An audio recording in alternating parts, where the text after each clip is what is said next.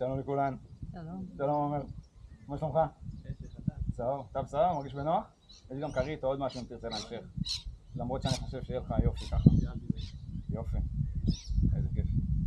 אז ברוכות הבאות, אני מדבר בלשון נקבה, הם פה הרוב הגדול. שמי עמית. וזה בעצם חלק מהלימודים, ההסמכה הבינלאומית שלי, שעוד רגע נצלול לכל מה שנעשה, מה שאני עושה, מה שאני רוצה לעשות. אז ולאט לאט נזרום עם זה ויהיה לנו אחלה של זמן ביחד. ברוכות הבאות לוולסטן קריק, אם אני אומר את זה נכון. זה בעצם הנחל שזורם לנו פה למטה לכיוון נהר בריסבן. הוא מנקז את כל המים מהגבעות שיש לנו פה באזור, מה-River Hills ומהשכונה ליד. הוא מרכז בעצם הכל ומעביר את המים לנהר בריסבן הראשי ומשם לים. כחלק מהמסורת האוסטרלית אנחנו נודה לאדמה, נודה לאבורג'ינים, לשבט הקדום שהיה פה, שקוראים לו יוגרה.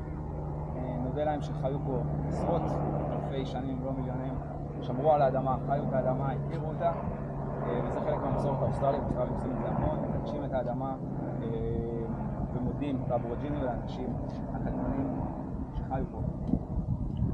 אז נודה להם. וואו, קסום, יפה. עוד רגע אנחנו נצלול לתוך היער. אני אשמח רק שנעשה ככה סבב שמות זריז, שם ולמה אני פה ביום ראשון בצהריים, אפשר לשבת בבית של קפה בשקט, משפט, מילה, כל דבר יתקבל בברכה. בבקשה, יקירתי. אני סיוון. ישבתי עד עכשיו שתיתי קפה בבית. ולמה את פה? לא יודעת. מעולה? מדהים.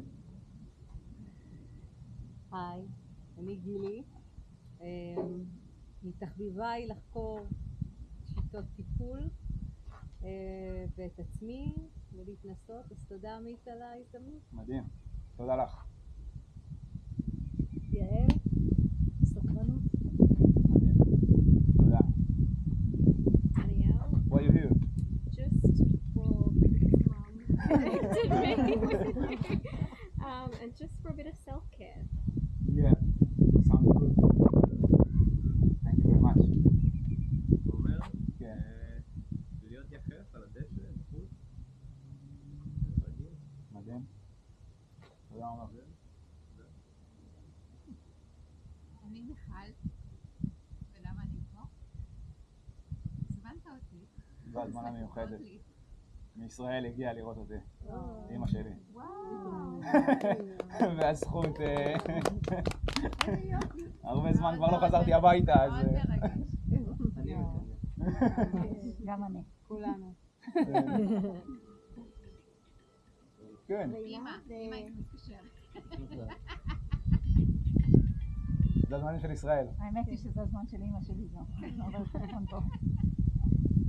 ואני עושה כל מה שביכולתי כדי להשתתף ולנוע, ובכל שיטה אני נענית. מדהים. תודה רבה. אני סימי, ואמרת שאתה לומד פורסט תרפי. השיטה שלי בפורסט תרפי זה להיות עם האוזקות כמעט כל יום. אז אמרת פורסט, אני זהו. אני לא רואה כל כך מעולה. פורסט, אבל נראה. מדהים. תודה רבה לכם. אז אני עמית, בן 27. רגע. אני לומד בארגון שקוראים לו INF. זה הארגון מהגדולים בעולם שמיישם את הפרקטיקה הזאת, בנה את הפרקטיקה הזאת שמבוססת על שינרין יוקו, שעוד רגע גם ניגע בזה. והמטרה שלו זה רשת עולמית לקידום בריאות הציבור בעזרת טבע ויער. בריאות הנפשית והבריאות הפיזית שלנו. אז אני במהלך ההסמכה הזאת, שתי התחנות הראשונות מצולמות. אני שולח אחרי זה את זה למנחה שלי, דיוויד. Hello דיוויד, how are you today?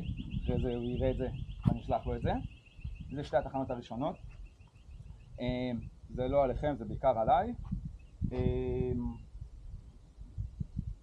ולאחר מכן אנחנו נמשיך את הסדנה כרגיל ונצא לתוך היער ולתוך התרגילים. יש מספר תרגילים, 7, ובסוף נסכם ונמשיך הלאה ונהנה. היער הוא בעצם המטפל. אני רק המדריך שפותח לכם את הדלת, פותח לכם את ההזדמנות לחוות את הטיפול בעזרת היער. הוא עושה את הדבר, הוא עושה את הקסם.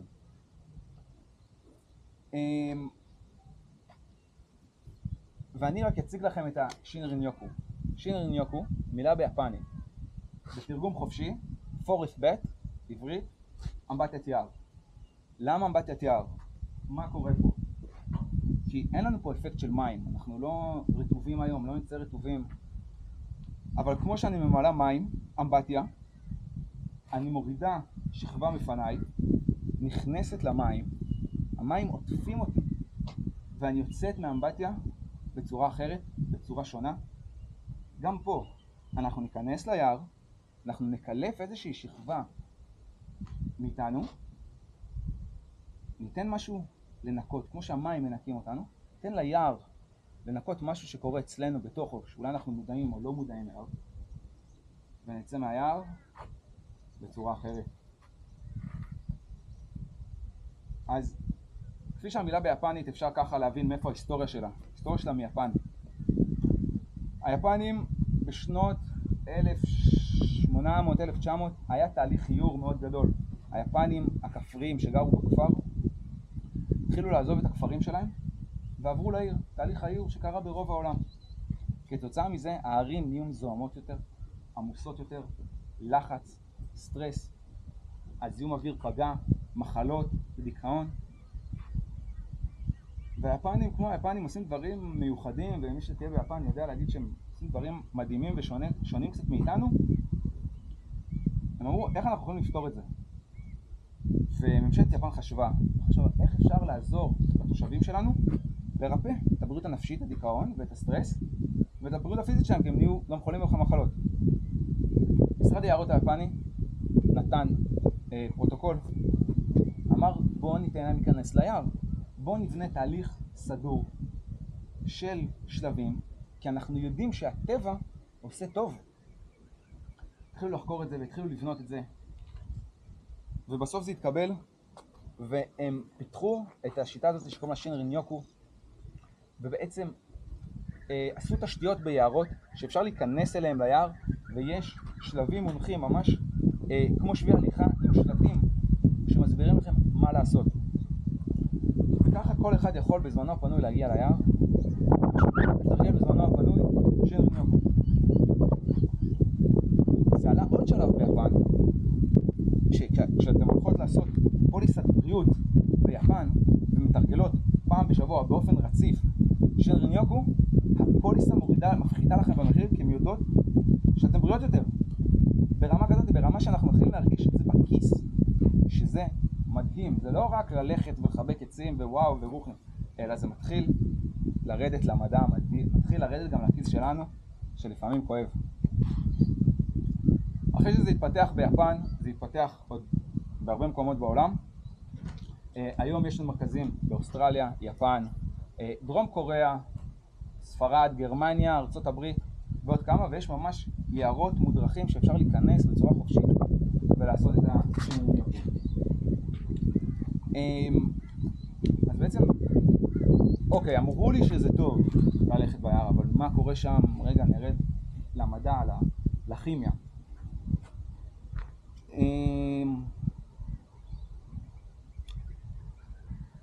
הצמחים, העצים, מפרישים חומר שקוראים לו פיטוצידים. פייטוסיינס באנגלית. פנטוסיינס. פייטוסיינס. Thank you. שבעצם החומר הזה, יש בו, כשהוא נקשר אלינו לבלוטות הריח, הוא נקשר בתרכובת כימית, ונכנס למערכת העצבים ולמערכת הנשימה שלנו לכיוון מערכת העצבים, הוא בעצם מעלה את חיידקי ה-NK, ההל הרג, מה שבעצם החיידקים הטובים שיש לנו בדם ומרפאים אותנו, והוא מעלה אותם בכמות בדם, ככה הגוף שלנו יכול להתחזק יותר. במקביל קורים עוד כמה תהליכים. המערכת הסימפתטית, זה המערכת העצבים שאחראית על הסטרס, על ה-fight or flight,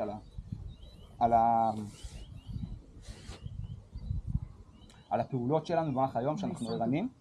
על ההישרדות. על ההישרדות יותר, תודה. אז המערכת הזאת יורדת, והמערכת הפרסימפתטית, שהיא אמריה, עולה, שזו המערכת שאחראית על שלבי הרגיעה בגוף, על זה שפתאום אנחנו יושבות על הכיסא וכזה, משהו כזה יוצא, זה. הורמון הקורטיזול, שהוא ההורמון שהוא כמו אדרנלין, שאנחנו בפעילות מרבית, הוא גם פוחת. והתאים הדלקתיים שלנו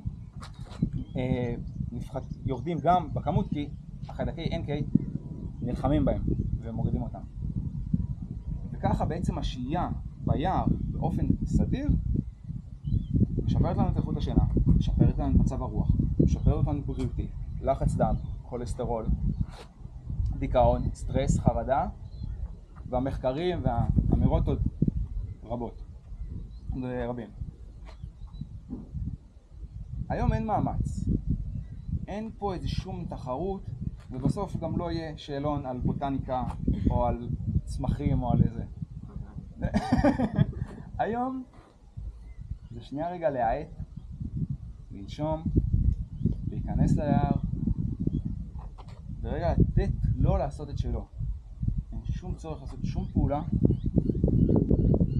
הרוב כבר נעשה, ואנחנו נעזור לו, ואני מאוד מקווה שבעזרתי אנחנו נגדיל את האפקטיביות. האפקטיביות, אחד המחקרים אומרים ששהייה של 3 שעות ביער, יש לה השפעה אחרי זה של עוד שבוע לאחר מכן. אז גם עצם זה שהייתי פעם אחת ביער, זה כבר משפר אותי, וגם אם אני עושה את זה באופן רציף, השיפור של הבריאותי, הנפשי והפיזי שלי, עולה משמעותי של רק ללכת קצת ולהיות ביער. הפייטוסיינס עושים הכל.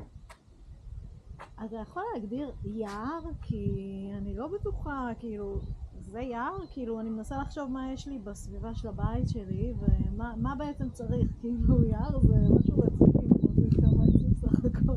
תראי, באוסטרליה זה כמה עצים בסך הכל, את צודקת. בישראל זה כבר יער עם אנדרטה.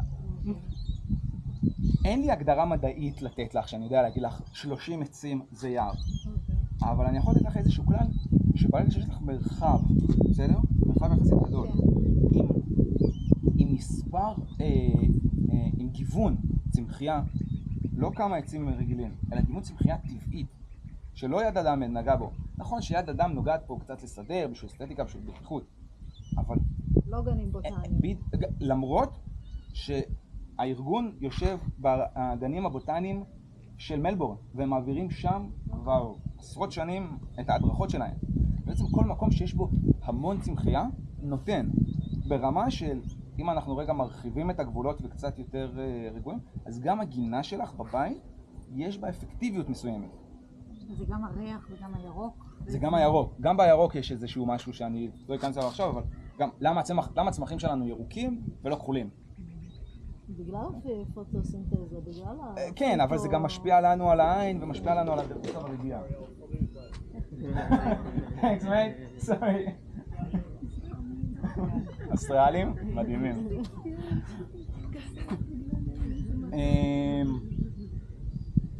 אז יש השפעה כמעט בהכל, בסדר?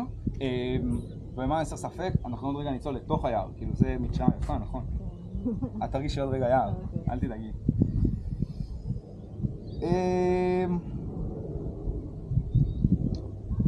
אנחנו ממש עוד רגע נתחיל בהליכה.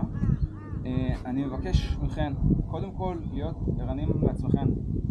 כל לאט, ואיזי, בנוח. אם אתם לא מרגישות בנוח, תגידו לי, בסדר? אני אנסה לעזור לכם כמה שאני יכול. אני אבקש טלפונים ודיבורים, פחות בשעות הקרובות. רגע, אני הולכת לצד, אם זה משהו חשוב, הכל בסדר. אפשר ללכת לצד. מים יש לכם, יש גם לי מים. יש לי ערכת עזרה ראשונה, אני פרמדיק מוסמך, אז גם בזה אנחנו בסדר. ביער הזה אני מתהלך הרבה, אני מכיר פה את רוב הסכנות, את רוב הדברים, אני חושב שגם יש לכם ניסיון לא מועט פה באוסטרליה, ואנחנו נפעל עם הטבע ועם היער ונרגיש אותו, אבל איפה שנוכל להיכנס יותר, ניכנס יותר, ומי שמרגישה לא בנוח זה בסדר גמור, לאט לאט. שאלות, בקשות, משהו.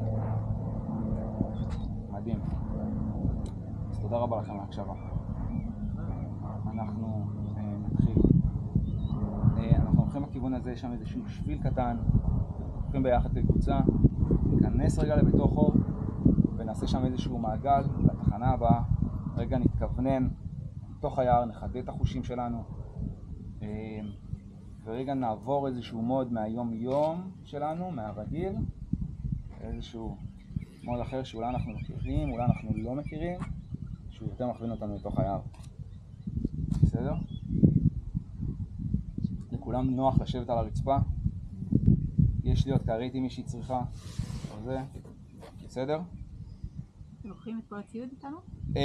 כן, זה הליכה, נכון, סליחה, לא נגעתי, אנחנו נלך בסך הכל 1.8 קילומטר, זה לא הרבה הליכה, יש בעיקר תחנות בין לבין, אנחנו נלך קצת, יש תחנה, איזושהי פעילות, נלך עוד קצת, נחווה את הזה, אז בעיקרון לוקחים, כאילו מה שיש לך, רוצה להשאיר באוטו משהו, מה שמרגיש בנוח, מים ומזרון ברמת העיקרון, זהו, תודה רבה. תודה לך.